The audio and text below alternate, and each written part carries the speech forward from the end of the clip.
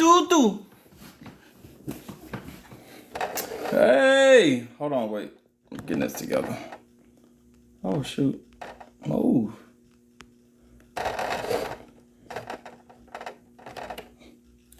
Hey everybody. Hey everybody, how y'all doing? How are y'all doing today? How you doing? How you doing? How you doing? Y'all need to jump on in here. Today's story. Oh God, I didn't write her name down. Oh, today's story was a suggested story, and it's a really good doggone story. And I don't mean good in like a, oh my gosh, but y'all, it's a lot that goes on in this story. And so get ready for today. Get ready for today. How y'all doing? It's good to see you again. It is good to see you again. Today I'm just drinking Crush. I actually forgot to buy water, so I don't have any bottled water. So once this is done, this is all the drink I got. How you doing, the boss? Not good. Hurricane Melissa about to hit Jamaica. Oh damn, Avian. You know, I'm be praying for y'all. I didn't even know there was a hurricane coming through. I'm sorry about that. Say hi to me. All right, damn, Pamela. I can't give a moment of silence for Jamaica. How you doing, Melissa? I love you. What's up, Crystal, baby? How you doing? How you doing, pretty eyes? It's good to see you. Let me see. Thank you. A category 5? Damn, I didn't know that. I'm sorry, y'all, for real. For real. Gabby is happy. Love from Utah. Love from Mississippi. My day is going good. Y'all, today's story was actually suggested in my DMs, and I forgot to write the person's name down. I forgot to write her name down. I'm so sorry. I did let her know that I was going to be doing the live, but I forgot to write her name down, so I can't even tell you who did it, who suggested it for me. But today's story was suggested, and this was suggested like in April. So I'm just now getting to it. I do apologize. If she's here, glad to see you. But today's story is a long one. How you doing, Jessica? It's good to see you. Hey, Vileto. How you doing? It's good to see all of y'all here. Today's story is going to be a long story. It's going to be a good story. And today, we're going to be doing something a little different. I'm going to wait till we get started before we get into that. But I need y'all to get ready to get on in.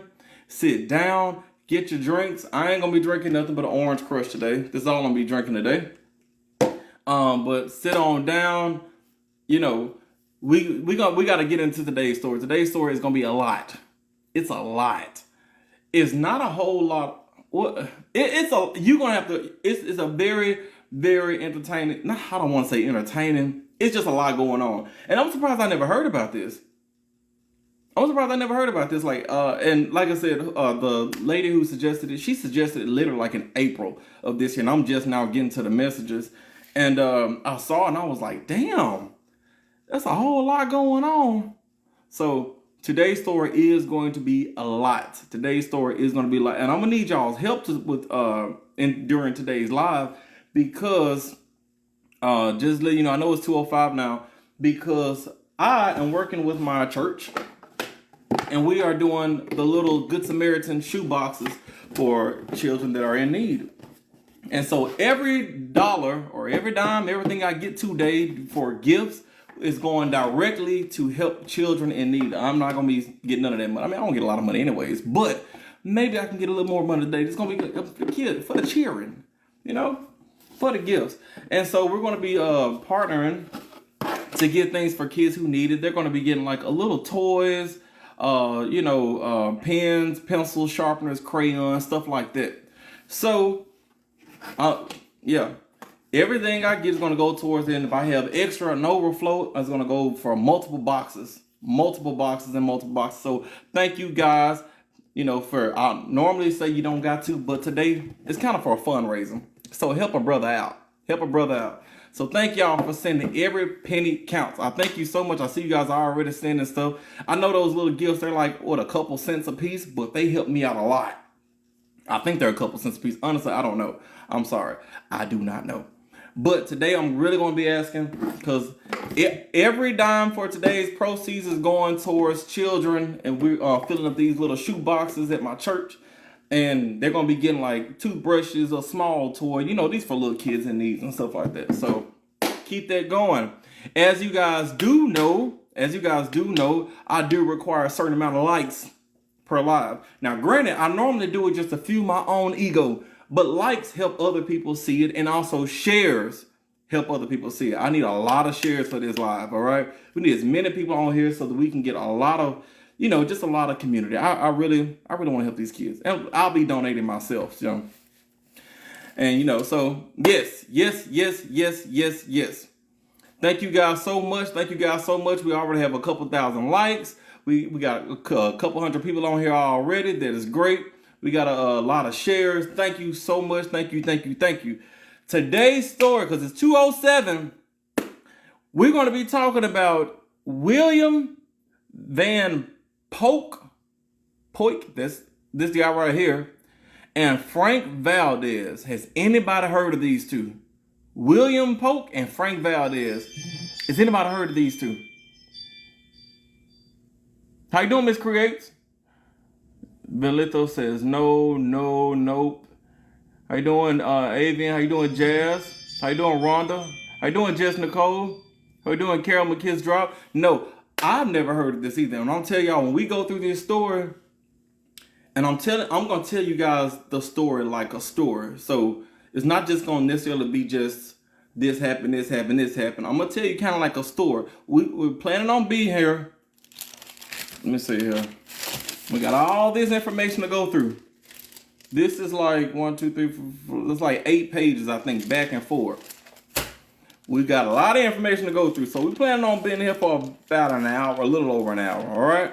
So plan on sitting your ass down, get your drinks, get your stuff going, and we're going to get into it. Before we get into it, y'all, I want to thank you guys for being here. We have a couple hundred of y'all here. Thank you guys for sharing it. If you guys are just jumping in, remember, every dime raised today by gifts is going straight to the kids. Straight to the kids from our church. We're doing the little shoe boxes. So I'm encouraging guys to donate, and I will be reminding y'all through this live. Also, where y'all at right now? Is this the account about true crime? Yes, it is, Scorpio son. Where y'all at? Where y'all at right now? Pat from Utah, Jess from North Carolina. I see, Dallas, Texas. Nat from North Carolina, New York City. DeBoss from New York. What's happening? Ashley from Chicago. I see Tamara from Texas. Divine from South Africa. What's up, South Africa? I love y'all out there. Shelby Maritza from, the SIP, I think is what it said. Becky Warren from Missouri. Guinevere from Pretoria, South Africa. What up, Gwen? QB Loves Food said Shanghai. Was that Shanghai? I see Bahamas, California. Treasure from Seattle. Cheesecake from Florida. Avian from Jamaica. I'm going to be praying for y'all because I just found out y'all got a hurricane. I think you the one that just told me. Be praying for y'all as well. Kamiko Nahito said from Georgia. Just like Canada, Louisiana. Nisha from Houston. Marie from, it moved too fast. Jaden from Tennessee. I see Michigan. I see New York. I see Milwaukee. I see Duncanville. I see Massachusetts. I see Kay from North Carolina. No, that's New York City, excuse me. I see South Carolina. I see Port Arthur, Texas. I see Delaware. I see T from DMV. Oh, DMV. I'm thinking about the I don't know. Melanie from Jackson. What's happening? Rhonda from New Jersey. I see Carpenter Brianna from Baltimore. Great. Secondly, what are y'all drinking? Today I have Orange Crush as we talk about these dudes in orange. I'm drinking the last little bit of my Orange Crush. What are y'all drinking right now? Water. Darlisha says water. Liquid IV. Girl says Liquid IV. Good choice. Jess Nicole said Sun Kiss.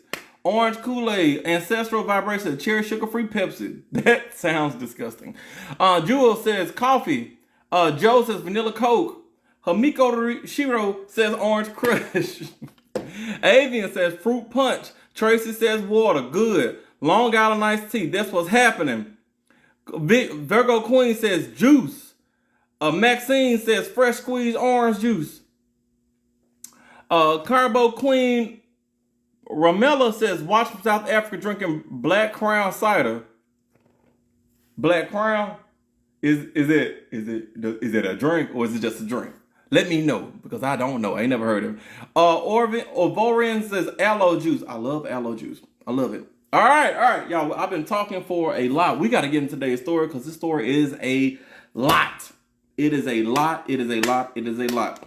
So one last round before I get started, I want to thank you guys for liking this live. We're already at 21,000 likes. That is awesome.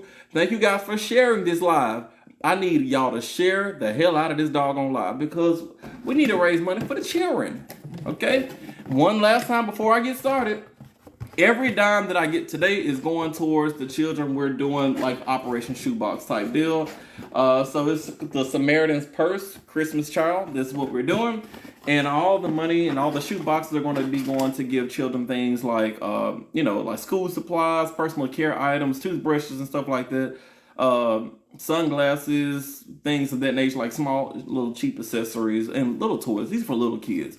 So I'm encouraging you guys. I normally say, thank you for the gifts, but you don't have to. But today I'm absolutely encouraging you guys to send something, because it's for the kids. Every dime I get today is going for the kids. All right. Let's go ahead and get started. It is 2:13. I have been talking for a lot and I ain't even said shit. So today we're going to be talking about William Poyk, that's William over here, and Frank Valdez. So, how much did I miss? I'm literally just getting started. Tasha, how you doing? Adams Nikia, how you doing? Thank you guys for those gifts, by the way. Thank you. I appreciate all the gifts you're sending. This is all going towards the children. All right, and keep sharing because I need a lot of shares. I don't see any shares right now, but I'm assuming y'all are sharing. Now we gotta go to I'm gonna put this over here since I see everything popping up, so y'all can see my face. Is that better, y'all? Is that better? Oh shoot! Ooh, get out of the way. All right, and someone said 35 shares. Thank you for sharing, but we need more. Keep it going. July the 17th of 1999. It's a Thursday. Okay, it was a stormy day in Bradford County, Florida. Who's from Florida? What a Floridians at? Who's from Florida around here? Cheesecake. I see a cheesecake. I see Jen. I see Dim Hazel. I see Renee. I see LH. I see, who said Tampa? Who's that? Jan from Tampa. Miss Day, Miami. This story, actually, I don't know who Bradford County is. I saw some Miami during this, but I didn't write down exactly. But yeah, all right. In Bradford County, Florida, it is a stormy day on July the 17th of 1999. Now, at this prison, we're in prison right now. We're inside of a prison. There is this wing called the X-Wing. I'm assuming because it's shaped like an X, all right? But inside the X-Wing, inside of a cell, sat Frank Valdez. And y'all see Frank over here, right? See Frank. Let me see if I can get an individual picture of Frank. There we go. All right. So Frank Valdez is sitting inside his cell. He just minding his business. You're in prison. I don't know what people do in prison, but he was probably just sitting there entertaining himself. While he's sitting there in prison, minding his business, he heard a noise.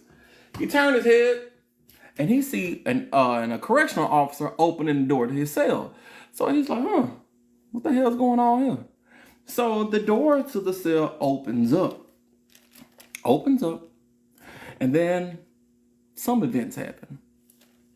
About a couple hours later, Frank Valdez was pronounced deceased, gone, passed away.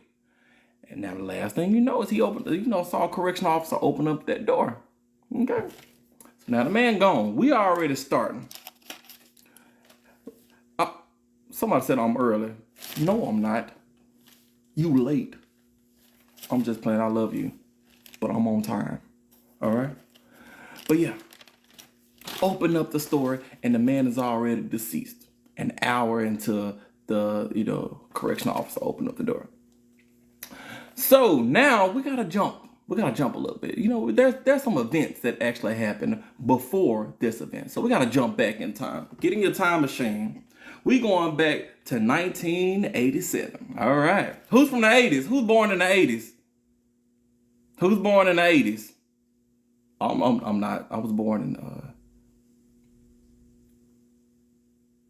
Darlisha. What up, Darlisha, baby? You an 80, baby? All right now. I see Lacey. Holly Cortez at 85. Jewel says me. Oh, Z, Celia, Cara Bear, LH, Miss Davis, Ohema Turnham. That's what's happening. Yo, that's what I'm talking about. That's what I'm talking about. So this is in the 80s. This is in y'all time. A little before my time. I was born in 93. But this is in 1987. On June the 24th of 1987. Two men, so keep in mind, the first story started in, the first part of this was in 1999. So we're going back over a decade, okay?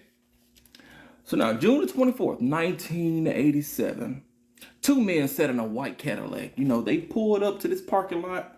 They parked that Cadillac and they just sitting there. Just sitting there looking cool.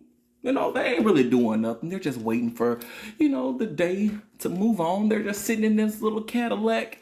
Two men, probably kissing. I'm not sure what they're doing, but they're just sitting there and they're just waiting. After they sit there, a little while later, this van pulls up. It's a prison van.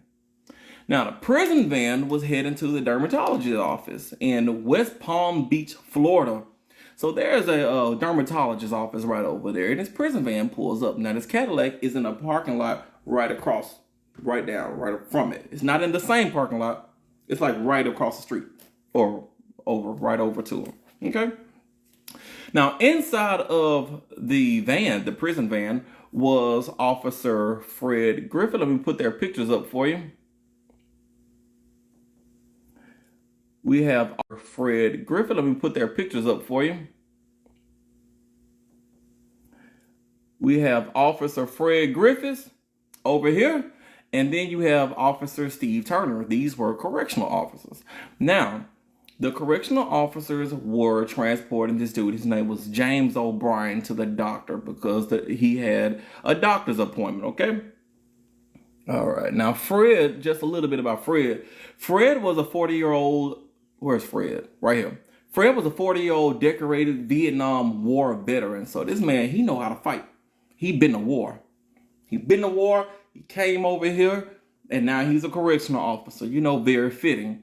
But him and his partner, Steve Turner, they were inside of this prison van, and they were transporting James O'Brien because James had an appointment at the dermatologist. Okay? And around 1:30 p.m., that's when the van had, pulled up to the parking lot. Now, when the van stopped, Fred, he started looking down at some papers, right? They just sitting there. They have the dude in the back. James in the back. Fred's looking at some papers. He looks up, looks to the side, and he sees, let me show you. Let me see here. Pull the pictures back up here. Frank here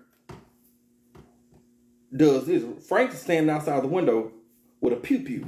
So Fred's like, what the fuck? Like, what the fuck? What's going on here? And so now Steve, which is on the other side, which is in the passenger side, Steve looks around and he sees William. So William also is at the window. Bow! They got their weapons ready. The two men. Now, William walked to the passenger side door and he pointed his weapon at Officer Turner. Let me put these pictures back up on here. Steve Turner. So William had went to Steve. He said, get the fuck out the car. Get the fuck out the car. All right? Get out. Who is this? Decline. He said, get out the car. Get out the car. Now, Frank went to Fred. And he did the same thing. He was like, get out the car. Get out the car. No, whatever. Now, once William had got Steve out of the car, William is the main character of this show.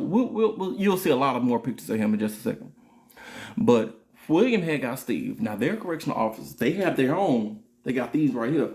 William told him, he said, give it to me. So Steve gave his thing to William, okay? Steve gave his thing to William. Now, once Steve gave his to William, William said, bitch, bow, bow. It just started hitting the man, bow, bow, bow. Kicking him, stomping him. He doing that Irish jig on top of this man right here. He said, get under the van. Get under the van. And so now Steve is like, oh, hold up. All right, I'm about to get under the van. So Steve get down on all fours. He gets on the ground and he starts getting under the van, which honestly, I didn't realize them vans were that damn big. But he got under the van. While he's getting under the van, William is still stomping that nigga. Just stomping him. I mean, foot in the face, on his ribs, just kicking the man like, get the fuck under the van. Hold on, gotta do better than that. Like, kick the fuck. That's what he was doing over to Steve. Now, okay. Frank had got Fred. Frank was over there with Fred, because remember, Fred was driving. Frank went over to Fred. He said, get the fuck out. Get the fuck out. So Fred get out. He gets out. Now, when Fred gets out, Fred had his keys, okay? He got the keys to the van. He got the keys to the kingdom. And he goes, he threw them bitches. Now, granted, I wouldn't have done it. Somebody got out this at my face. Bro, what do you need? I'll be your getaway driver. I'll take you to McDonald's. I'll do everything. Just put it down. You know what I mean? That's me personally. But I ain't no war veteran. Okay? I'm not a war veteran like Fred. So Fred ain't no pussy hole. I'm a pussy hole. All right? I want to live to see 40. So, you know, that's just me personally. I can't speak for everybody else, but it's just me. So when Fred gets out, the first thing he does is he throws some keys, right? Now, let me go back to these bitches here. So now Frank is with Fred. That's the one that's got Fred. Fred just threw the keys. Frank is with Fred. William is still mud stomping Steve to get underneath the damn van. All right? This is all going on at the same time. Okay? Y'all following with me? All right. So William, this one right here, he finally stopped stomping Steve. For just a second. Now, Steve, he got his head down. You know, he's on Steve is me. I would have been a Steve.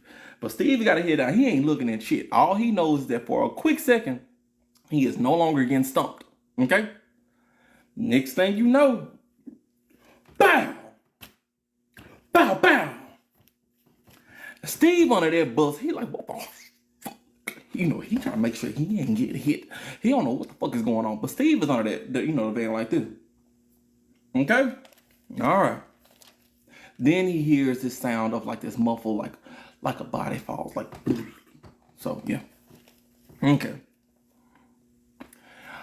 So, Officer Fred, let me put Fred back up on here. Where is Fred? Is this Fred? Yeah. So, Officer Fred, he was the war veteran. Fred had been hit 3 times. Once, twice. Okay? Now, this was the first one. And then, you know, twice. So he's gone. He's gone. Okay? Dude's gone. Really sad. Now, keep in mind, while all this is going on, James, the inmate, is still in the back of the van. All right? So James is back there watching this shit go down. He's like, he just back there trying to figure out what the fuck is going on.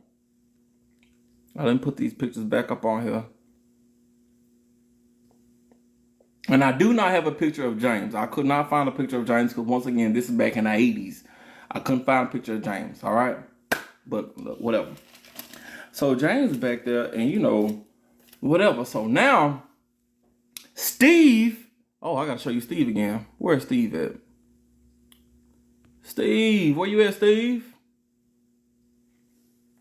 Now, Steve is still under the bottom of this van, right? He's under the bottom of the van. So at this point, William bring his big bitch ass. William go over there back to Steve after he was just mud stomping. He stopped for a quick second. And then, bow, bow, bow. Then he comes back to Steve. He said, get your ass up. So he starts pulling Steve from underneath the van. So Steve stand up. And so now you got William. You got William and Frank. They both like this. And they like, open the damn door. And Steve is sitting there like, bitch, how the hell am I open the door? I ain't got the keys. He said, Steve has the keys. Oh, no, not Steve. What the man name is? I'm so sorry. It's a lot of names in here. Fred has the keys. Like, Fred got the keys. I can't open no damn door. And so both of them, they was like, open that door. And he's like, oh, all right, well, maybe we can find it. So they have Steve. They get Steve, and he's over there trying to find the keys that Fred done threw. Okay? He's trying to find the keys that Fred done threw. So Steve is over there. He's looking through the bushes. Can't find the keys. Now, keep in mind, y'all, this is happening in broad daylight. This is at 1:30 p.m. outside of a doctor's office. It's broad daylight. And people see this. So while this is going, well, we're going to get back to it. But it's happening in broad daylight. So people are sitting there looking at all this crap going on. And Steve, he can't find the keys. So once he can't find the keys, ooh, now I ain't gonna lie, I would have been shitting bricks. Because William is frustrated. He's frustrated, okay? Hold on. Make sure I stay with my notes. Oh, not Steve, excuse me. Frank, this one over here. Big Frank boy, he got antsy. He decided, he said, you know what? I got this in my hand. There's a padlock on this van. We're going to open that damn door. So he get this done right here. Now, I don't know where the padlock was. I'm assuming on the outside. Well, this is the 80s. I guess they use padlocks on the outside. I'm not sure how that works nowadays. Okay. But you'll see why I'm assuming outside the van instead of inside the van. Because there's a padlock. And Frank is like, you know what? Since we can't find the keys, I got this. Rockabye, bitch. And so he just started bow, bow, bow, bow, bow, trying to take off the padlock using this thing right here. Now, either this nigga had terrible aim or that padlock was moving or some shit because he couldn't hit it. It was missing. Now, finally, one of the pals hit the padlock and it ricocheted and it hit Steve. So now at this point, y'all, I'm feeling bad for Steve. I mean, of course, Fred is gone. Fred is gone. I mean, his body's on the ground. But Steve, just a couple minutes prior to, was living a regular life. Now, in the space of a few minutes, he done got beat up, curb stomped, stuffed underneath a van. He saw his partner. Well, he ain't see it, but his partner was basically taken out right, in front of him. Then he's taken out, held at pew point, and now they forced him to try to find some keys, which he couldn't find. And now they're pew-pewing at a padlock to open a door, and one of the pews ricocheted and hit him. So now he's sitting there like, I feel bad for the guy. I feel bad for him, okay? But it wasn't fatal. It was kind of just a graze. He just got grazed, but still. So anyway, now at this point, everybody is hyped and on edge. They've been sitting out there for too long. The two bum niggas, they can't get the other guy. They can't get to the other guy, which is James. They can't get to James. He's inside of there. So William, over here, he get his pew. And y'all pay attention to what I'm finna tell y'all. So William get his, he points it at Steve. Not Steve. Yeah, Steve. He points it at Steve. Steve been through so much at this point, y'all. He points it at Steve and says, no, he put it to the man's head and says, you're a D-E, I don't want to spell it because y'all don't know what TikTok will say, but you're a man. Such an 80s line to say. And he pulled the trigger. Y'all, y'all don't believe in God, if you don't believe in God, because the weapon did not go off. Now, Steve heard the click. He heard the click. He's sitting there. He said, "You're click." And Steve like, so Steve is sitting there, and the man go click, click, click. It would not go off. So was he out of rounds? Was, did it jam? We don't know. But let me go back to William over here. William was trying to get rid of everyone. Now, Frank took out Fred. William was over there with Steve. But William got this, and now it won't go off. So now he's frustrated. Now he turns around. Hold on, let me make sure. Frank had started because now they couldn't get inside. They couldn't open the padlock. They couldn't find the keys. So Frank tried bashing in the windows of the prison van. So he's bashing in the, bow, bow, bow. I don't know if he was using a rock. I'm not sure what the man was using, but he's bashing in the windows, right?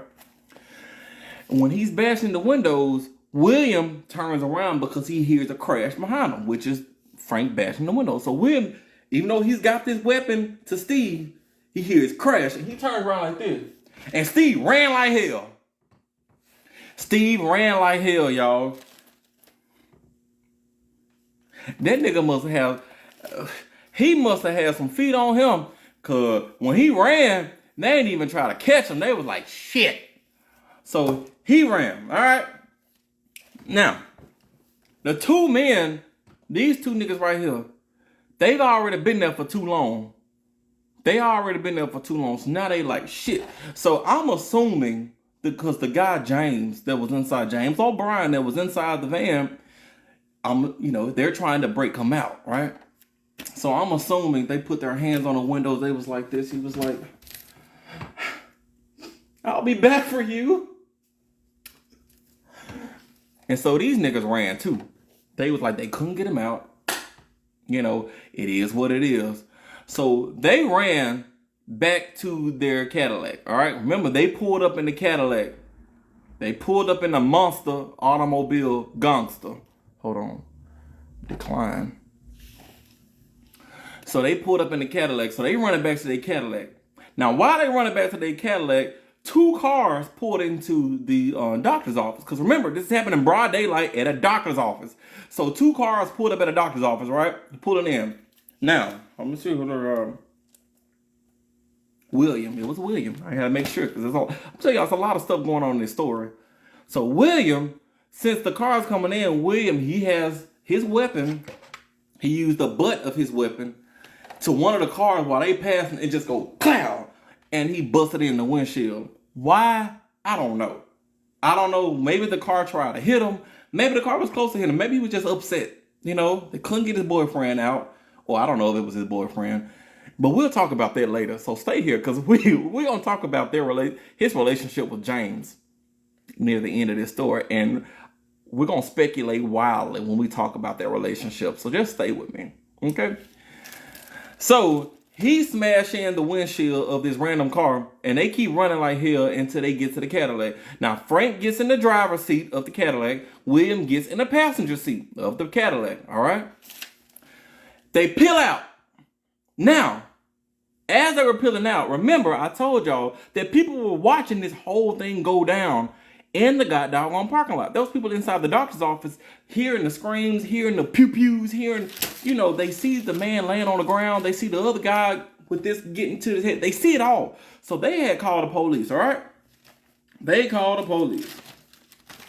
I don't know. I gotta stay on story now. They called the police, the West Palm Beach Police Department. They called the police. So the police had showed up quickly. And as the police were pulling in, the Cadillac was taking off. All right? So the policeman, he called on his weapon. Now, I don't know if he stayed for a second to assess the scene or if he just saw what was happening. But very quickly, he took off after the Cadillac, right? He took off after the Cadillac. So now they're in the Cadillac. They on the highway. They floating. The police behind them. By this point, multiple police cars catch up on them. So now they're in a full-blown police chase down the streets. of Florida. A full-blown police chase, all right? So during that chase, William, it's a real Bonnie and Clyde situation. So William's in the passenger seat. The police is coming. He looks to Frank. He's like, I'm gonna do it, babe. He leans out the window. Boom, boom, boom, boom. Just start going off in the police car. So the police, they skirt. The police, they ducking and dodging. He's hitting the cars. At least 4 of the police cars got hit. At least 4 of them. All right. But they still chasing after him. They still chasing. All right. Now, I'm assuming it was just the car. It says 4. He hit 4 cars. I don't think anyone in particular got hit. It was just the cars themselves. But he hit at least 4 of them. Now they kept on being chased, but Frank don't know how to drive. He ain't no thug. Frank ain't no getaway driver because he lost control of the car. He like skirt and ran straight into a tree. So they hit the tree. All right, the car comes to a complete stop, smashed into a tree, and all the police surround the car. Now, when the police surrounded, they were arrested, and when they searched the car, they found multiple pew-pews, including the pew-pew that William had took from Steve.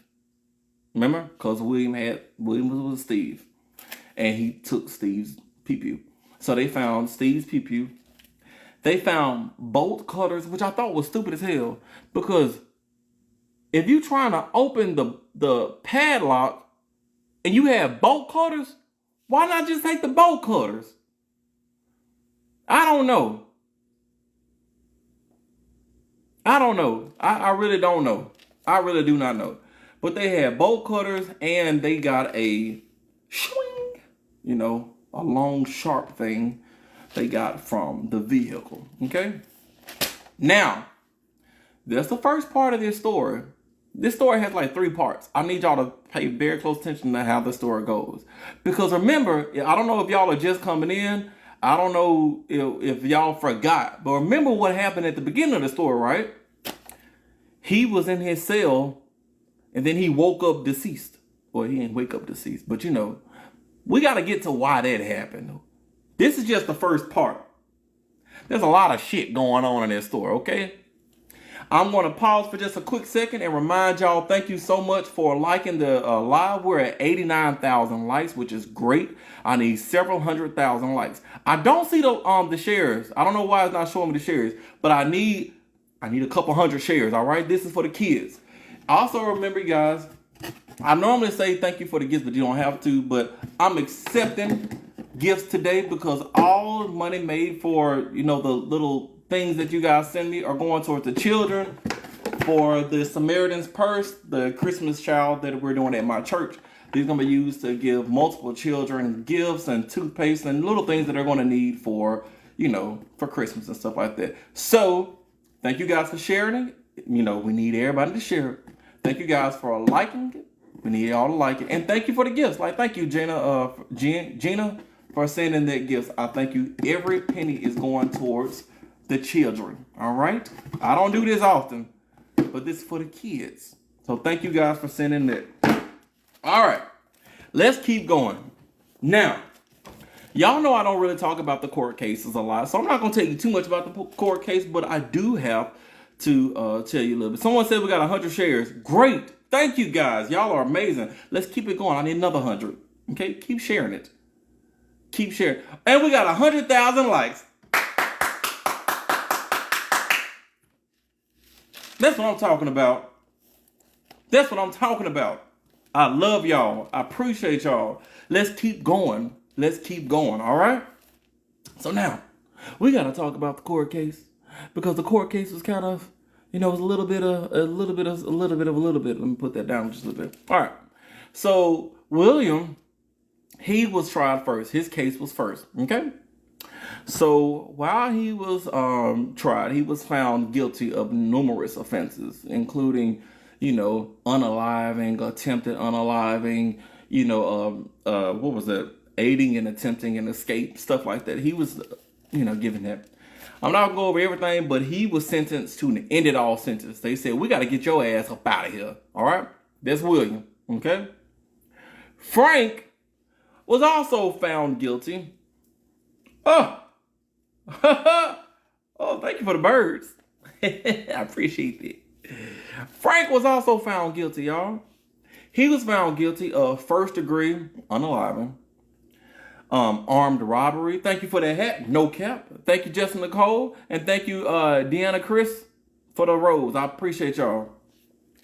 He was found guilty of armed robbery, 7 counts of attempted first degree unaliving, aggravated assault, and aiding in an attempted escape. And he was also sentenced to be taken out of this earth. They said, we don't need your ass here. You got to get the fuck up out of here. Thank you. Now, Frank's sister, let's go to, let me put Frank up here. Do I have a picture of his sister? This is his sister. Oh no, there's somebody. That's Fred's sister. Let me go back to Frank then. So now Frank's sister described their childhood. So let's talk about Frank for just a quick second. Talk about Frank. He said their father was a hard-working, successful businessman. Oh, he was abusive, and they only had 3 to 4 months out of a year with their father. And it was like, oh, he was never at home. But, you know, when he slapped me, he did it with love. He made a lot of money. I actually did find out where the dad worked at, but I didn't write it down. I guess it's not really important. But, yeah, they came from a middle-class, loving family, but you're getting slapped. So I don't know if it's loving, but whatever. But, yeah. Now, William here. Let's go to William. Now, William, he also was middle class. And, you know, he had a sister who said that, you know, she used to take care of him and all that good stuff. But he was a bad apple. Okay, let's talk about William. So, William, he had a sister and he had a brother. His brother also went to prison. So, he was in prison at the same time with his brother at one point in time. His brother, sister, and him all had juvie records.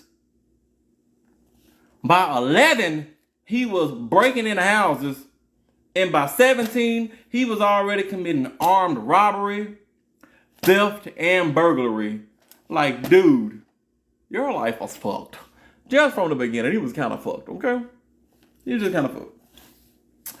Now, in either case, they were both given the end-it-all sentence, and they were sentenced to Glades Correctional Institution, which is part of Florida State Prison's correctional, prison thing. Now, while in prison, Frank, you can't keep a nigga like Frank down. Frank, he's in prison, right? And as a lot of people that do horrendous shit, they have fans. They get a lot of fans. So this one delusional bitch named Wanda, and I should have got her picture. I saw her picture, and I did not get her picture. I'm so sorry to y'all for not getting Wanda's picture. But Wanda started writing Frank. And she was like, oh, Frank, you're so handsome. And when I found out that you have life in prison and I'm never going to get some of that schwang, I just fell in love. And he was like, oh, Wanda, I think about you every time I'm with the other inmates. I have a prison husband, but when they're turned around, I'm imagining the back of your head. And they fell in love, and they got married while he was on death row. Death row! He's on death row and gets married? What is wrong with you bitches? And I don't mean you bitches. I mean you bitches. Because why the hell? There are 4 billion men on this earth. Okay? 4 billion. You can lower your standards and get somebody that at least does not have a criminal record. And you want to get married to someone who's on death row.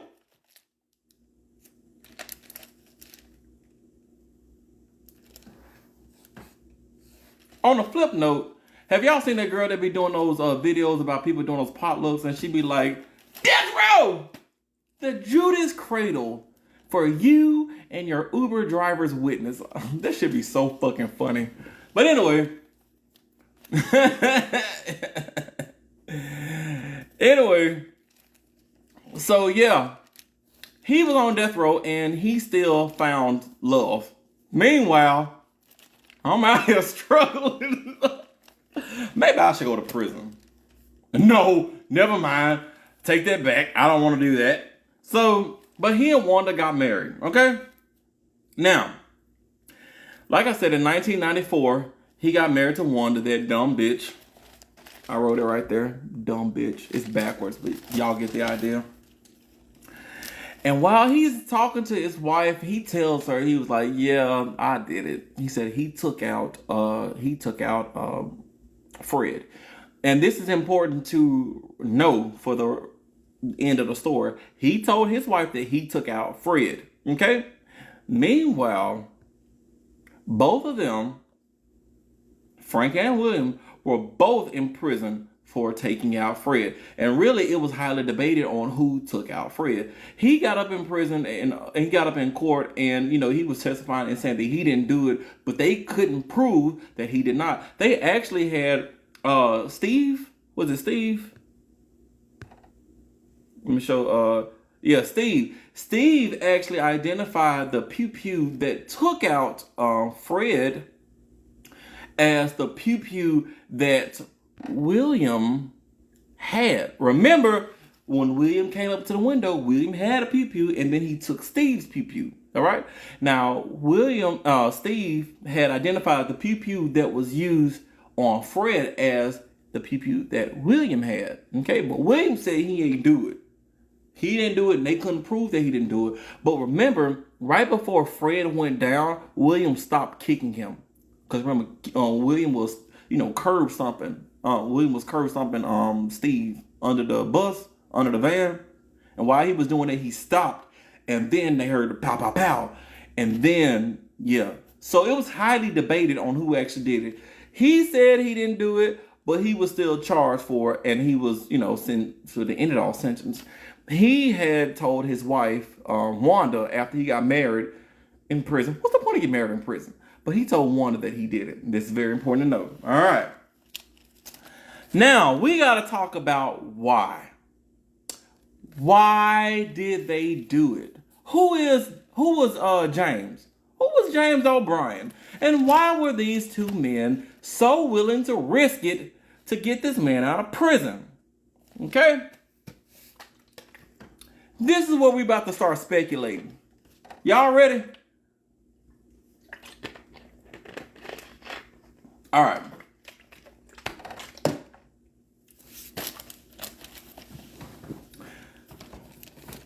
I'm gonna tell you what they told us, and then I'm gonna tell you what I believe. Okay. So James O'Brien, he was an accomplice in a robbery some years back. Now, I'm not sure of the specifics, but his accomplice, James's accomplice during his robbery, got ended, taken out, man, gone. Okay. And because of this, James was in prison. He was serving a life sentence. He served a life sentence in the Florida State Prison. Okay. Now, while he was in prison, he's in there serving life for his apprentice. They got taken out. He's hearing rumors about this guy who's really good with books and stuff. That's where William comes in. Now, William was in prison. Do I have another picture of William? Oh, by the way, I'm going to show you this right here. This is a picture of William when he was getting arrested. After the police surrounded him and everything. And I got to admit, it's a badass picture. Can y'all imagine like an adult content warning here? This would be a real cool, like an album cover. Oh, someone's mad. Who's this? Let's block this person. We're gonna block them. Confirm. Don't show and decline. Turn off. I want to mute this person. All right, and we're going to report this person. Give me just a second, y'all. Somebody's on here doing some crazy shit, and I have no idea what they're doing. So I'm blocking them. Give me just a second. I'm also reporting them. And that is that on that.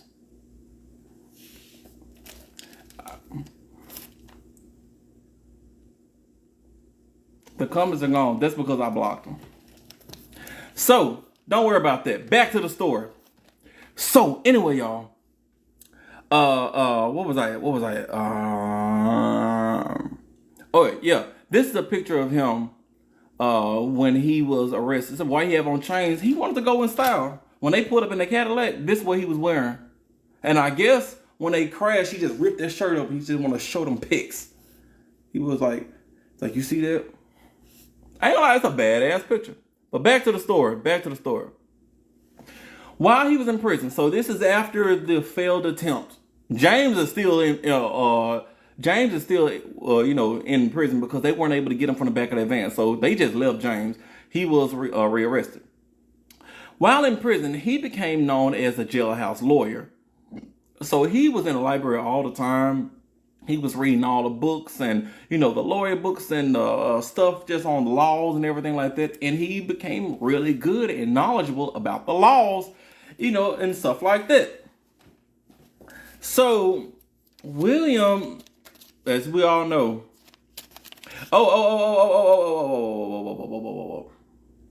take that back. We're before, if I didn't say y'all before, this is before the attempt. He's actually in prison for something else. I'm about to tell you that. William was in prison for robbery with a deadly weapon. That's how he knew James. So he was in prison for robbery with a deadly weapon. He was in the library learning all this stuff, and that's where he met James. So that's how he knew James. That's the reason why he was there, helping James escape. I kind of got ahead of myself, but we're back on track here. So he's in prison, and he's with James. And y'all, they got doggone close in prison. They got really close in prison, okay? In 1986, he was released on parole, even though he was in prison for robbery with a deadly weapon. Keep in mind, the attempt to get this man out happened in 1987. He went on parole in 1986. So he was on parole when he attempted to get James out of that prison van. Okay? But while he was in prison, him and James had got really got doggone close. And he started obsessing with getting James out of prison. Why did he want James out of prison so bad? I believe that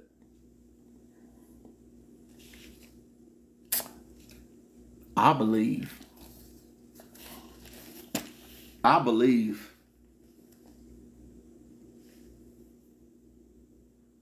really do believe. Because he wanted that man out. Say it. Vampires. Louder. Vampires. So, he was obsessed with getting him out of prison by means of appeal or parole. Okay? So when he got out of prison on parole in 1986, he was still contacting James. He was like, baby, I'm going to get you out of here. Don't worry. I'm going to wait for you. And he was so obsessed with getting him out of prison that he actually started talking to other inmates. And he told other inmates, he said, if I can't get James out of prison the right way, he's going to help him escape. This is what he literally told. So he was smart enough to be like a prison lawyer, but dumb enough to say, if you can't get out of prison by appeal or parole, I'm going to break you out. And then on the day that he went to break the man out, he didn't even have a mask on. Like, you just barefaced. Barefaced.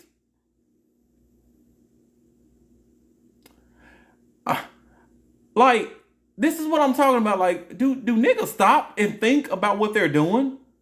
He couldn't even put on a stocking, a ski mask. I'm gonna pause right now and say, y'all, thank you. We're at 156,000 likes. Thank you guys so much. Remember, guys, all gifts and things sent are going for the children. So keep on sending. I know there are just a few cents for those gifts. Send it. The kids need it. All right. Thank you. Thank you so much. And keep sharing the live. We ain't done here. I don't know what y'all think this is. We are not done. We're not done with this story neither. Because I still got to talk to you about what the beginning of this story. Y'all remember what happened at the beginning with Frank? We ain't even talked about what happened yet. I still got a little bit to go. I'm telling you, there's a lot to get there. All right? But he was obsessed with getting his boyfriend out of prison. So much so that he had told other inmates, he said, if I can't get him out on parole or appeal, I'm just going to break the nigga out. You know, got to break out my prison husband. I can't let that good swine go to waste. You know? So, they decided to plan. He started contacting his prison boyfriend, which was James O'Brien. I'm calling him a boyfriend. I believe, you know, it's not gay when you're in prison. It's just a means of survival, you know? But you can get all twisted up in the game, you know? So, you know. So, James O'Brien, the dude that was inside the back of that prison van, he had skin cancer. He has skin cancer. This is not James, for those of y'all who come in. James has skin cancer. And so, because he has skin cancer, he had to go to a dermatologist or a skin doctor pretty often, right? The night before, which was June the 23rd of 1987, James had made a phone call. This was the day before the attempt. At 8:55 p.m., he made a collect phone call.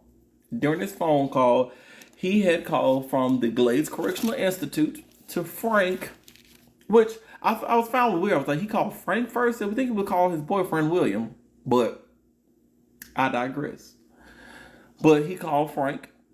The next day, early that morning, June the 24th, at 6:59 a.m., which was the day of when he was going to his, well, not him, but when James was going to the dermatologist appointment, he made a call to his boyfriend, William.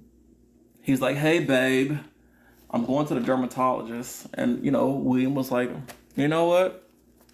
I'm getting you out today. Apparently, they were setting up that escape. And so William and Frank, they pulled up at the parking lot in their white Cadillac in the head of James coming in the prison van. They knew he was going to be there. And, of course, that's when the failed attempt happened. So now, everything is caught up. We got to go back to prison. They're now in prison, okay? These two are in prison. Now, while they're in prison, they're at the Glades Correctional Institute, right? While they're in prison in the X-Wing, apparently the conditions in this prison was fucking terrible. Okay? Absolutely terrible.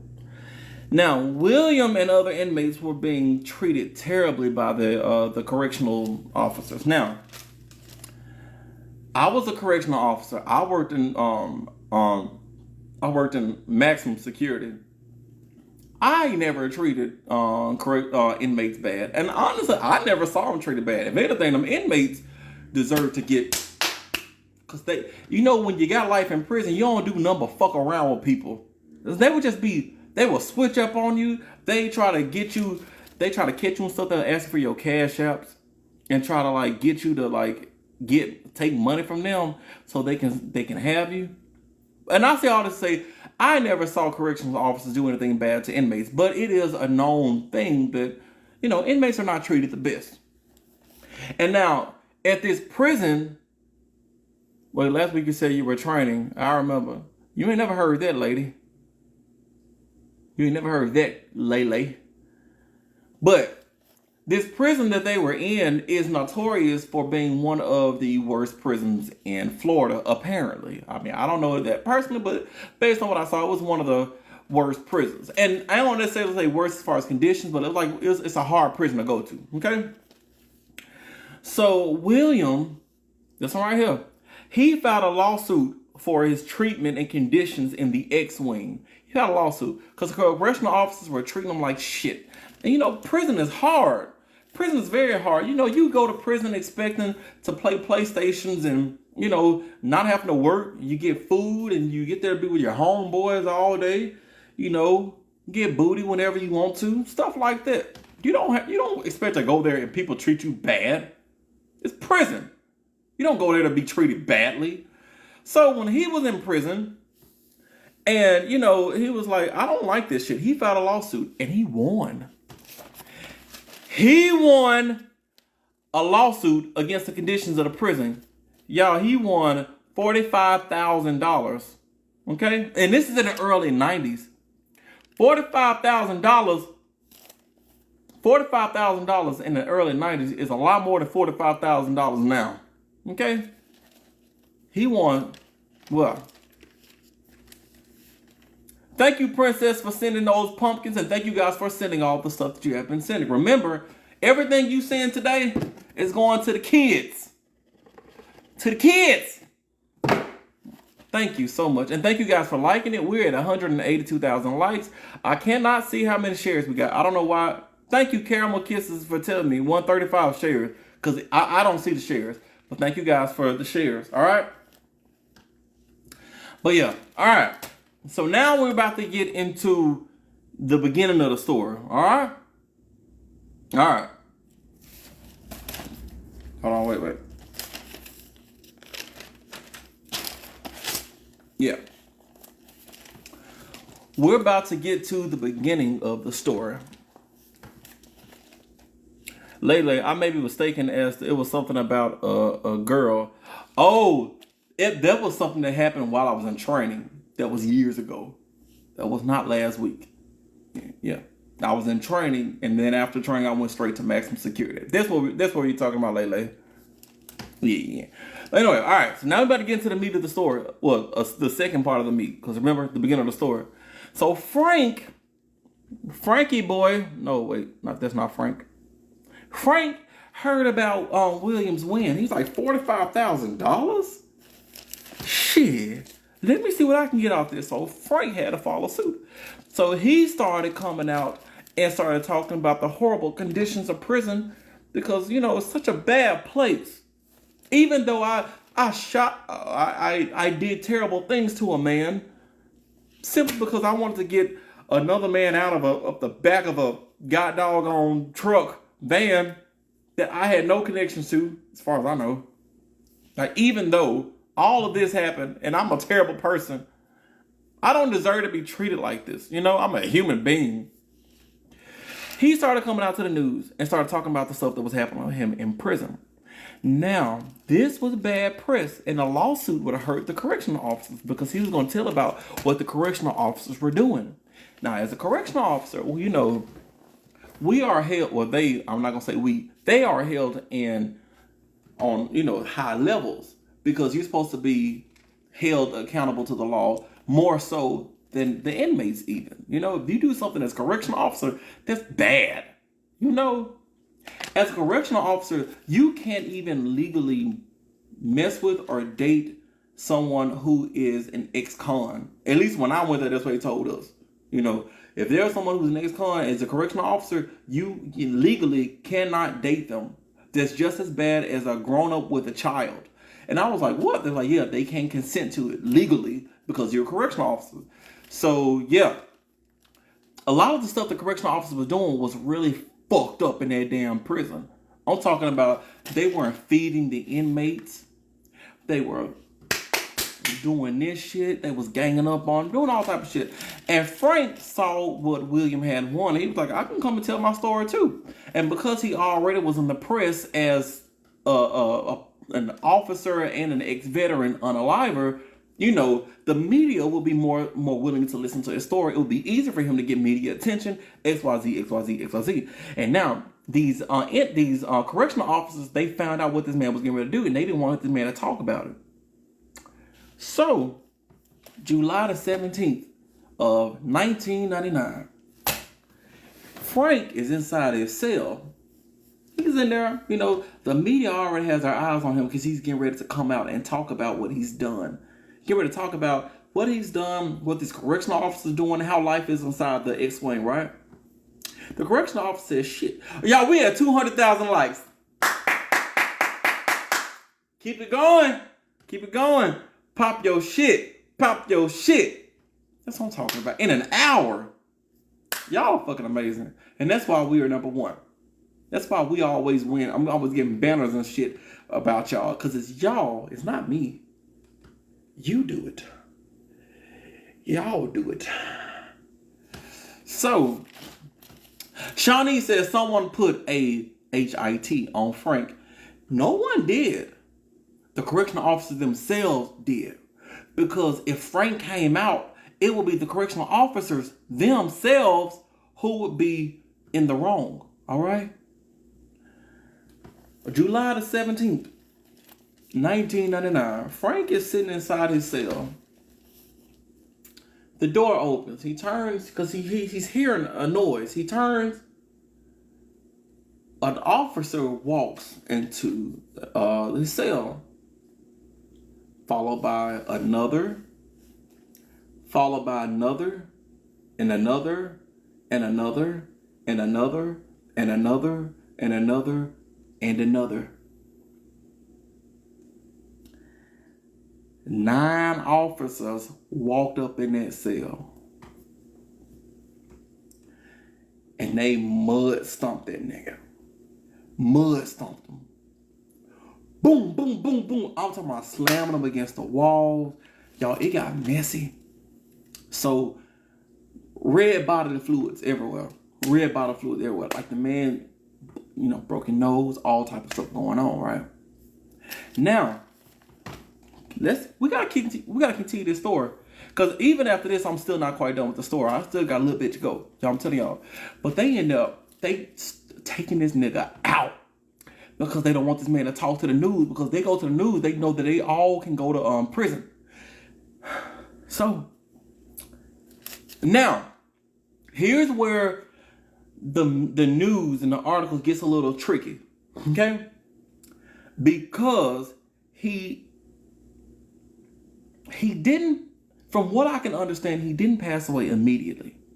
However, after they beat him to the floor, he couldn't walk and he wasn't really moving. So the correctional officers, they picked up his body and they moved it to another cell. Keep in mind, the other inmates, they doing this number right here. They hear this man screaming, getting beat up, and jumped in the next cell. So they send this, everybody in the zone are sitting there watching this shit go down. And then so they saw the officers go to his cell. They hear the screams, they hear the noise, they hear the thumps and shit, and then they hear the silence. Then they see the correctional officers pick up this man's body and drag him to another cell, right? So after they drag him to another cell, they go back into the cell and they clean the cell down with bleach. They start bringing in cleaning supplies and they wipe down the whole cell, y'all. They start wiping down the whole cell, okay? Then they took the man to the nurse. They took him to the nurse. The nurse, her name was Jimmy Berger. What a fucking horrible name, by the way. Oh, what's up? Watch me work. What's happening? What's happening? But yeah, the nurse's name was Jimmy Berger. Jimmy Berger. I imagine what Jimmy looks like. I'm seeing a country bumpkin, pasty, probably buck tooth. But Jimmy could be black. I don't know. I'm not a white Jimmy and a black Jimmy, women. So I don't know. There's no picture of Jimmy. But they took the man to Jimmy, right? Jimmy, the nurse, Jimmy Berger, had cleared him to go back to his cell, which was confusing. Because why? They took him back to the cell. And then they continued their cleaning. They took him back out of the cell, and then they called 911. Which I was so confused. I was like, so you took him out of the cell. You started cleaning the cell. You took him to the nurse, Jimmy. Jimmy cleared him to come back. He came back to the cell. And then, you know what? I think I figured it out. I'm telling you, I was reading a whole lot of articles and this shit didn't make sense. But I bet you the most logical way, they beat him. Then they took him to Jimmy. Jimmy cleared him and said he's good to go. They took him back to the cell. That's what happened. They took him back to the cell. The cell was still dirty. Somebody realized that he had passed away because somebody did realize that he wasn't moving. So then they called the correctional officer. Correctional officer came and found that he was blue and he wasn't breathing. And then they moved him out of the cell. And then they wiped the cell down. Sometimes talking it out, you can figure out the order of events. Because that sounds the most logical. And then they called 911. All right, that makes most sense. And that's the story that we're sticking to. All right. So when he was taken to the hospital there, they pronounced him deceased.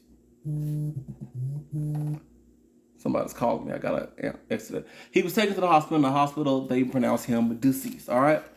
Now, when they pronounced him deceased, they were asking the correctional officers what happened. The correctional officers had filed a report that said that he had tried to take himself out and he jumped off of his cot, his bed in the cell, and his head hit the bars, and that's how he ultimately passed away. That's what the correctional officer had wrote in their official reports. But the autopsies don't lie. So the autopsies, I'm calling nigga. So the autopsies came back. He had 30 fractures on 22 ribs. I didn't even know he had 22 ribs. He had 30 fractures on 22 ribs. He had a broken jaw. He had a broken nose. He had a broken sternum. And I had to look up. I said, what the hell is a sternum? The sternum is that bone in between your chest. This is your sternum. Lauren, you look so handsome today, Alan. Shucks. Stop. I appreciate you, Lauren. Thank you, baby. Appreciate you. And he had a broken collarbone. Y'all, when I tell y'all, they did him in. I'm going to repeat it. 30 fractures on 22 ribs, a broken jaw, broken nose, broken sternum, and a broken collarbone. Ain't no way he did that by jumping off of off his bed and hitting the bars. That's what they found. But you know what? Justice was not served. This was the worst part.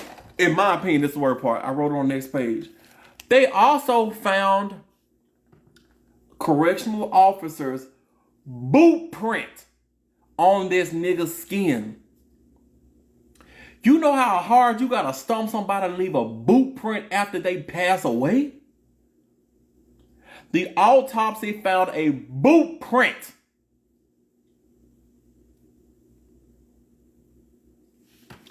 Yo,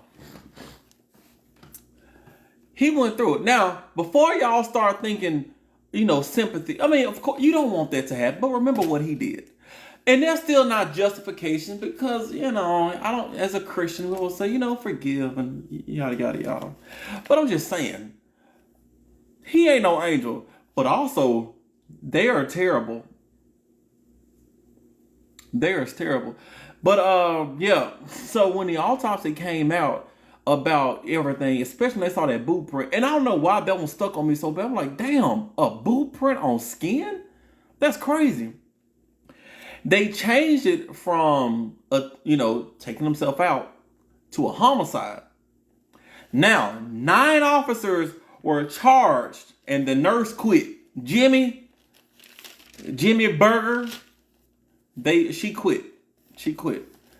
But 9 officers were charged. Now, out of the 9 officers that were charged, from everything, only 3 officers went to trial for second-degree unaliving.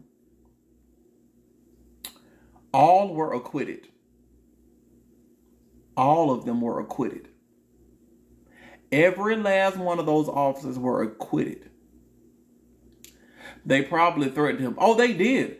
The other inmates that came through, when they was, talking about the inmates. So the inmates saw him come to. They saw him take the body out. They saw him cleaning the cell. They saw this shit. They did it in broad daylight. The inmates said that, yeah, they were threatening him to not talk to the media, because if he talked to the media, they were going to get in trouble.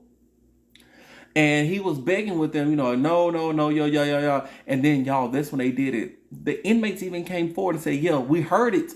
So after all the inmates' testimony, all the broken bones, all the falsified reports, because they knew it was falsified. They knew it was falsified. The falsified reports and the boot print, every last one of them was acquitted. None of them were convicted of anything. They all got away with it. All got away with it. Now, they were all fired. All right, so all 9 were fired for falsifying reports and using excessive force. But in what reality do y'all say 9 people jumping on an inmate? And that was just the M word. That was unalive. That was execution. Yeah, they were fired for falsifying reports and using excessive force. And if I had their names, I would air them out. But I couldn't find their names. But it was 9. Some reports said 7. Most reports said 9. I'm going with the 9. Okay? Now, in 2007, Frank's family, they also filed a lawsuit against the prison for the conditions and the whatever, and they won. So how does the family win because of all this, and the officers are not convicted? But Frank's family, they did win, and in a way, Frank, he did in a way succeed, because he was going out against the conditions of the prison, right? So in a way, even though he passed away, he did succeed in what he was going out for. His family reached a settlement in the case of $737.5 thousand. So $737,000. What did Frank do? What you mean? What did he do? Like, to get in prison? Where have you been at? Also, because of Frank's taken out, the X-Wing had to install cameras because they didn't have cameras at this time. Now, granted, this was in 1999, but they had to, install cameras. James O'Brien, so William's boyfriend, remember, the one who all this started for, because they went to try to break the boyfriend out of the prison van. I'm calling him a boyfriend because I don't believe he was just a friend. I ain't risking my time going back to prison for a nigga that committed a crime. Shit. There ain't enough loyalty. Alright? But James O'Brien was sent back. He was never freed. So he was put back in prison, and he was removed from the Florida prison, and he was sent to Arizona. He's out in Arizona. So now we gotta talk about William. I know, y'all, the story just keeps going. But we're almost done. But we got to talk about William. Because William, remember, he was on the end it all sentence. He was on death row. Okay. While he was on the end it all sentence, waiting to be ended, he wrote a lot of letters and stuff to his sister. His sister also started a blog because his end it all date was set for 2013. So I found these. Wait, he's in Arizona still? Yes, he's in Arizona still. But, y'all, this is some of the letters that William had wrote to his sister. All right? I'm not going to read all of this because I ain't got time for that. And there's another one that I'm going to put up here in just a second. But this is some of the things that he wrote to his sister. And it was a little macabre. He goes, "Dear sis, tomorrow Elmer will be executed." Elmer was his cellmate. Let me keep reading. "And I'll be next up to bat with 15 days to live. A situation like this tends to make you reflect on the elusive nature of time itself, which some folks, physicists and metaphysicists alike, claim is an illusion anyways. Real or not, it sure seems to be going someplace quickly. So he was writing to his sister about his last few days alive because he's how, and I'm gonna explain to here. So basically, in their sentence, he says they're lined up in cells, lined up in a row on death row. Cell number 1 is the one that's next up, and once they're taken out, they move all the inmates down a cell, so you know when your time is coming. Which honestly, y'all, that must fuck with you mentally. Okay? Somebody said Elmer Fudd. Don't you start. But I want to also, before I take this one off, I want to read the bottom of it. I read in a recent newspaper article that the brother and sister of Fred Griffiths, the victim in my case, are angry that I'm still alive and eager for my execution. These are understandable human feelings. I have a brother and sister myself, and I cannot honestly say how I would deal with it if something happened to you or Jeff at the hands of another. I have thought of Fred many times over the years and grieved over his senseless unaliving. I feel bad for Fred's siblings, though if seeing another human being pass away will truly give them pleasure. I suspect when I'm gone, if they search their hearts, they will grasp the emptiness of the closure promised by the revenge of capital punishment. There's a lot of wisdom in the old saying, an eye for an eye will soon make the world blind. Make the whole world blind. It's a little poignant, but that was one of his things that he wrote. And this is the last thing. On June the 3rd of 2013, before I put this, I'm going to go back to here. The date on this was May the 28th of 2013. He says, tomorrow Elmer will be executed. Okay? Elmer was his cellmate. Okay? I got some on my nose. Oh, I got a book on nose. Y'all don't tell me shit. So, this is June the 3rd, 2013. He says, dear sis, 10 days till our departure time. No, 10 days till departure time. You already know that they K-word my neighbor Elmer 5 days ago. Then they moved me into his cell. After they execute someone, they move the rest of us down one cell, working our way to cell number 1, the launching pad to the gurney next door. This is a bad luck cell. Very few of us get out of here alive. In 2 days, I'll go into phase 2, and they'll move all my property from my cell and post a guard in front of my cell 24/7 to record everything I do. Y'all, that's a little macabre. I ain't gonna lie. That's a little macabre. And you can actually find all of his stuff, like his stuff, because after he was taken out, y'all, his sister continued with the blog because he was putting all his letters on a blog. Because this happened in 2013. His date was in 2013. So his all of his letters that he sent to his sister and his family was put in a blog. And then after he passed away, his sister had wrote a couple. And I should have put at least one of the things that his sister wrote.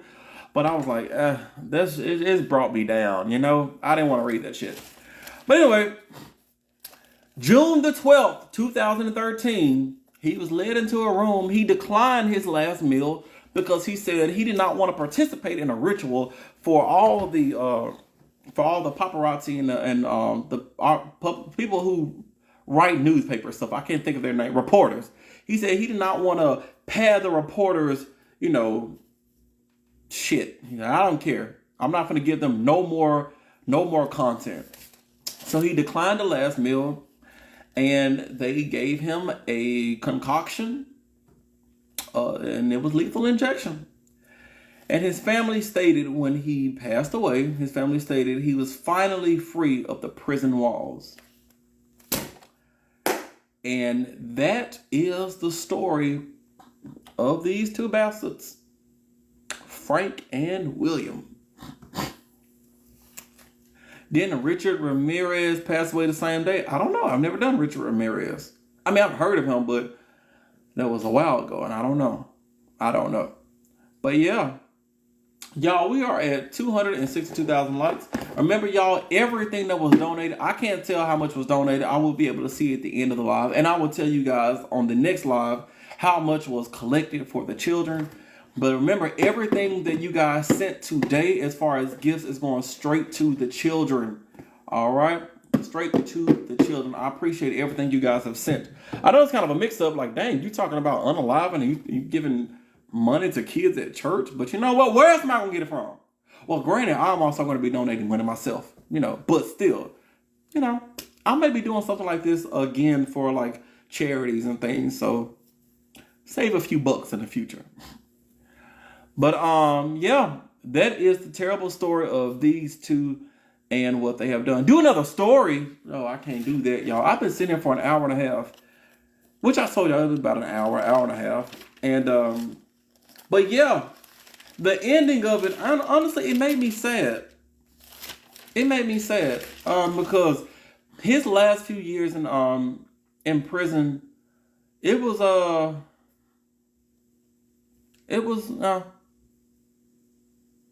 something. He had wrote to his sister. He was like, this is my last one until you come to join me for my last few days, knowing when you're going to go. It gives you time I think I would rather know when I will go instead of something like randomly happening and I'm like, shit! Like, I don't have time to repent. What if I'm in a car crash? That's why God say stay ready and you won't have to get ready. Because what if I'm in a car crash and I just committed adultery? I'm going straight to hell. That's why I'd rather know. I would rather know. All right? Tigra Evel. Thank you this is your for first time being here. Thank you for being here. Lydia says, Alan, please. Oh man, for real. I'd rather know. All right, that'll give me time to stop all the bullshit. Even though I pray every day. I pray every day. I pray every morning. I pray every night. I pray over my food. Because you gotta ask for repentance. Because you never know. God said it'll come like a thief in the night. You don't do two anymore. Not when I'm not home every day. When I was home every day, I did do two. But I ain't home every day. I'm only here for one day. I got here yesterday. What time? I got here around like 4 o'clock yesterday. But I don't get a full day at the house except for Sundays. And I just ain't got time for it. Short story is something we have done 3 hours before. We have done 3 hours before. We have. We've done like 5 hours before, if I'm correct. I did like 5 stories one day. Y'all gotta stop with the compliments. You're making a nigga feel good. I feel you. When I was a kid, so I remember I remember learning this case when I was a kid. What case? This just happened in 2013? Wait, I don't know how old you are. Maybe you were a kid when that happened. When am I getting a Jamaican story? Shan, because y'all are going through a hurricane right now, I'm gonna do our Jamaican story for you next week. Okay? You get a Jamaican story next week. All right, Stop.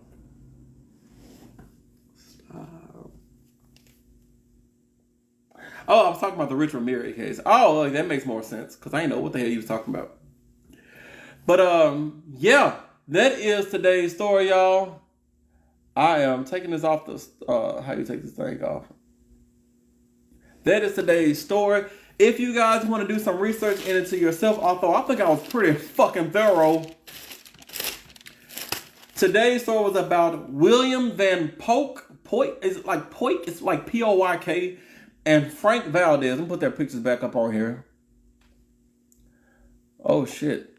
You know who Frank looks like? If you look real quick, he looks like Jake Peralta from not Reno 911. What's the name of this show? Brooklyn Nine-Nine. Somebody said 300,000. I thought we said 300,000 likes. We had 282. Which 182? You just want to stay so we can see your face. Stop it.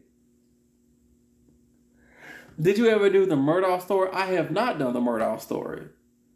And honestly, that story's been covered so much, I don't even think I should. Somebody said, I like when you do lesser known stories. Thank you, girly girl KB. That's what I try to do. You know, I try to find stories that ain't nobody really heard about because I don't want to do stories that everyone's heard about. But for this one being so wild, I'm surprised I've never heard about this one. I ain't never heard about it. I ain't never heard nobody talk about it. I ain't never seen nothing. But the lady in my DM, she DM'd me twice about this. One, I believe, was in April, and the other was in August. And I literally just got to it. And I ain't never heard about it. And I wrote it back and I told her, I say, hey, thank you for the suggestion. I'm going to be doing a live. And I forgot to write her down. So I can't even tell y'all who she was. But she put me on. And that's why I'm telling y'all, I do go through my DMs to try to find something. You still ain't doing Chicago, because I've done several. Ray. When will you post this live? Today. Or as soon as we're done. But the way you tell it makes it so interesting. Thank you. I tell y'all how I read it. You know, I don't like to do boring stories. Not to say that crime is boring, but you know, some stuff is pretty straightforward, and you hear a lot of stories that are the same. You don't want to do 20 stories where it's the same storyline. So I try to find something with a little bit of pizzazz in there. Lying through your teeth about posting day. Look here, Cam Grand. Don't tell me when I'm lying. Don't tell me when I'm lying. Okay, I'll tell you when I'm lying. You should do Ben Umby. I've never heard of that. Hit my DMs about that. Will you do another story next Sunday? Yes, I will be here next Sunday with another story. And I already promised Shan Jamaica. Shan, hit my DMs because I may forget. All right? But I'm going to try to keep y'all in my thoughts and prayers because I just found out at the beginning of this live that Jamaica is about to get hit by a Category 5 hurricane. And the last Category 5 that I do of is Katrina. I'm sure we've had others. I'm sorry, y'all. My memory is terrible. I don't remember most of my childhood. And honestly, I don't remember most of my 20s. So, sorry. My memory is bad. And also, before I get off, I do want to y'all, we had 300,000 likes. Hey, that is crazy. Right before we getting off, y'all are freaking amazing. Man, I'm telling y'all, y'all are so goddamn good to me.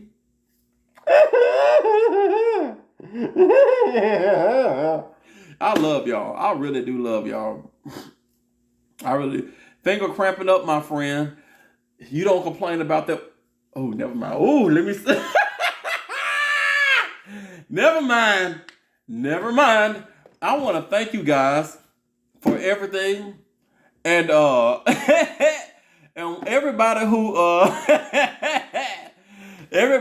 donated, who sent a gift today. Remember, everything that y'all sent today is going towards the children who really, really need it. Because my church is doing Samaritan's Purse. And every dime for today is going straight there. I can't see what all has been given today. Thank you, Tigra Evel. Thank you for the thing right here, for 10 of those. I appreciate you. I can't see what you guys have sent, but I will be able to tell once I'm in. And next week, I'm going to tell you all how much you guys raised and how many children we were able to help with that money. And also, I may be doing stuff for other charities in the future as well.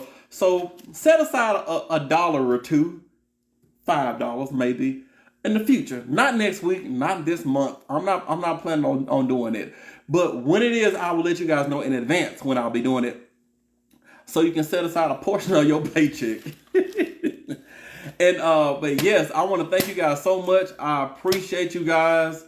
Prayers for Jamaica. Keep Jamaica in your thoughts and prayers because they're about to get hit with a hurricane. I love you guys. I appreciate you. And it's live next week going to be at the same time because I'm tired of missing them. Yes, I'm here at 2 p.m. Central Standard Time on Sundays every week. Now, if you don't catch me at exactly 2 p.m., give it a couple minutes. Because I have been known to be a few minutes late. But not that late. All right?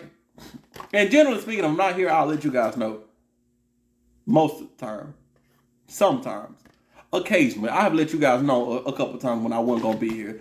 But I love y'all. Where are you posting? It's going to be on YouTube. My YouTube page is Adam the Storyteller. You guys can look it up. I love you guys. Appreciate you. And I will see you guys later. Peace.